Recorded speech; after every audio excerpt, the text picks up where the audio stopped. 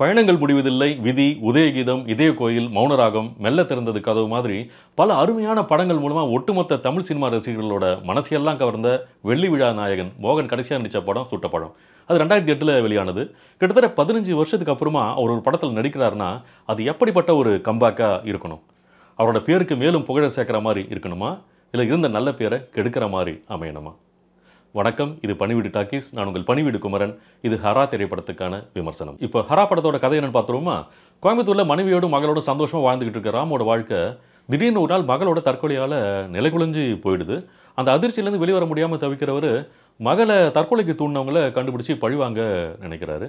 அதுக்காக தன்னோட பேரை இப்ராஹிம்னு மாற்றிக்கிட்டு ஒரு கள்ள துப்பாக்கியும் வாங்கிக்கிட்டு தன் மகளோட கான்டாக்டில் இருந்த ஒவ்வொருத்தரையாக சந்தித்து அவள் தற்கொலைக்கு பின்னாடி இருக்கிற மர்மத்தை கண்டுபிடிக்க முயற்சிக்கிறாரு. கண்டுபிடிச்சதும் கன்னை பிடிச்சி கன் அவங்கள சுட்டாரா இல்லையாங்கிறது தான் கதை. அழகாக ஒரு நேர்கோட்டில் பரபரப்பாக சொல்ல வேண்டிய இந்த கதையில் ஹீரோவால் வேலை இழந்த ஒரு போலீஸ்காரர் ராம பழிவாங்கிறதுக்காக அவர் பின்னாடியே சுற்றி அலைகிற மாதிரி ஒரு ட்ராக்கு.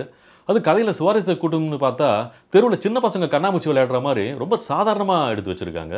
அதுவும் மோகன் வீட்டை விட்டு கிளம்பினாலே, தெருவில் சும்மா நடந்தாலே, ஆட்டோவில் ஏறி உட்காந்தாலே பாஷா பட ரேஞ்சுக்கு மியூசிக்கில் பயங்கர பில்டப்பு. அதெல்லாம் சுத்தமாக செட் ஆகவே இல்லை. ஏன்னா மேக்கிங் அந்த அளவுக்கு மட்டமாக இருக்குது. எந்த வகையிலையும் நேர்த்தி இல்லாமல் படம் பார்க்க வர மக்களோட ரசனைக்கு கொஞ்சம் கூட மரியாதை கொடுக்காம படுமோசமாக காட்சிகள் எடுத்தால் அது இளையராஜாவோ ரகுமானோ மியூசிக் போட்டால் கூட படத்தை காப்பாற்ற முடியாது. இயக்குனருக்கு இது தெரியாமலாம் இருக்காது. ஆனால் அவருக்கு படம் எடுக்க தெரிஞ்ச அளவு அவ்வளோதான் போல இருக்குது. பாவம் மோகன் சார் தான் இது தெரியாமல் அநியாயமாக இதில் மாட்டிக்கிட்டார். ஒரு நல்ல படம் எப்பவுமே அதோட மையப்புள்ளியிலிருந்து விலகி போகவே போகாது. அதுக்கு நேர்மாறாக ரொம்ப தாறுமாறாக எங்கெங்கேயோ ஆரம்பித்து எங்கெங்கேயோ சுற்றி அழிஞ்சு கடைசியில் நம்மளை ரொம்ப டயர்டாகிடுது இந்த படம். மகளோட மரணத்துக்கு பின்னாடி இருக்கிற மர்மத்தை கண்டுபிடிக்க போன ராம் இளம் பெண்களை கடத்தி விபச்சாரத்தில் தள்ளுற கும்பலை கண்டுபிடிச்சி அவங்கள துவம்சம் பண்ணுறது ஒரு சப்ளாட்டு. அப்புறம் போலி மருந்துகளை தயாரித்து விற்கிற மோசடி கும்பலை கண்டுபிடிச்சி அவங்கள அழிக்க ஸ்கெட்ச் போடுறது இன்னொரு சப்ளாட்டு. அப்புறம் வேணாம் சொன்னால் அப்புறம் நீங்கள் டயர்டாகிடுவீங்க. இப்படி நாட்டில் என்ன அநியாயம் நடந்தாலும் நாமெல்லாம் பார்த்துட்டு சும்மா இருக்கக்கூடாது. அப்படி இருக்கிறதால தான் இப்படிலாம் நடக்குது. இந்த தப்பெல்லாம் நடக்கக்கூடாதுன்னு நாம் தட்டி கேட்கணும், இல்லை வெட்டி கேட்கணும், இல்லை தப்பு பண்ணுறவங்கள சுட்டு போடணும். அப்படிங்கிற மாதிரி நம்ம ஹீரோ பல நியாய தர்ம நீதி கருத்துக்களை வசனங்களாக பேசி படத்தில் தப்பு பண்ணுறவங்கள கொள்றாரோ இல்லையோ, படம் பார்க்க வந்தவங்கள சீனு கொன்று தள்ளுறாரு. பெர்ஃபார்மன்ஸை பொறுத்த வரைக்கும் மோகனுடைய அனுபவ முதிர்ச்சி ஒவ்வொரு காட்சியிலும் நல்லாவே தெரியுது. மகள் மேலே அவர் வச்சிருக்கிற பாசத்தை வெளிப்படுத்துகிற இடம், அவரோட இழப்பை தாங்கிக்க முடியாமல் தவிக்கிறது, தப்பு செஞ்சவங்கள துப்பாக்கியை காட்டி மிரட்டுறது, ஆவேசமாக சண்டை போடுறதுன்னு எல்லாமே எந்த குறையும் இல்லாமல் நிறைவாகவே பண்ணியிருக்காரு.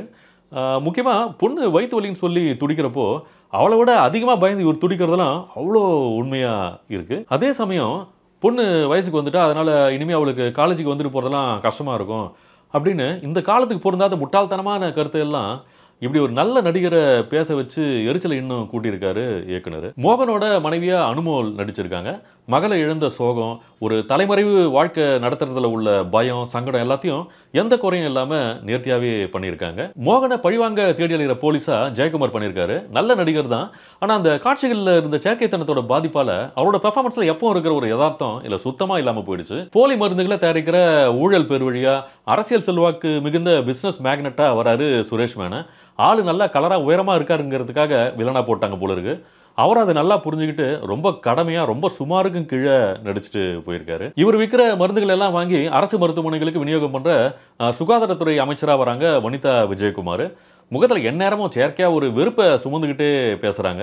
அதனாலே இவங்களை பார்க்குற போலாம் நம்மளுக்கு அந்த வெறுப்பும் எரிச்சலும் இயற்கையாகவே வந்துடுது. தமிழக முதலமைச்சராக ஐயா பழ கருப்பையா நடிச்சிருக்காரு.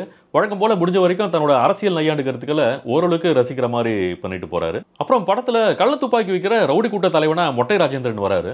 இவ்வளோ இல்லீகல் பிஸ்னஸ் பண்ணுற ஒருத்தனை இவ்வளோ முட்டாள் கோமாளியாக காட்டுறதுக்கு ஒரு மனசாட்சி இல்லாத தைரியம் வேணும்.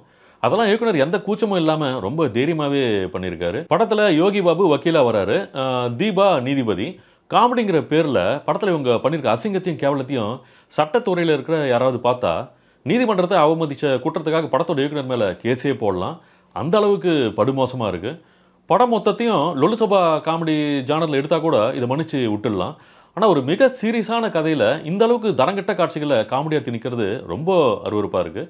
என்னதான் காசு வாங்கிட்டு நடித்தாலும் இந்த மாதிரி காட்சிகள் நடிக்கிறதுக்கு கொஞ்சம் மனசு கூசணும். அதெல்லாம் யோகி பாபு மாதிரியான காமெடியன்ஸ் யோசிக்காமல் இருக்கிறது நம்மளோட துரதிருஷ்டம் மட்டும் இல்லை, தலையெழுத்தும் தான். இந்த கொடுமையெல்லாம் போதாதுன்னு படத்தில் ஸ்விம்மிங் பூல் சரளான்னு ஒரு கேரக்டர் இருக்குது. பொண்ணுங்களை கடத்தி ஃப்ரெஷ் ஆப்பிள் ரெட் ஆப்பிள்னு விற்கிறாங்க.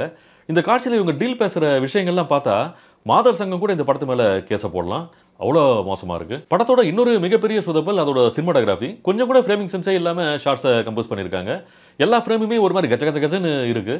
ஒரு இடத்த பயன்படுத்துகிற விதமாக இருக்கட்டும், ஆர்டிஸ்ட்டை பொசிஷன் பண்ணுற விதமாக இருக்கட்டும், எல்லாமே ரொம்ப தப்பாகவே இருக்குது.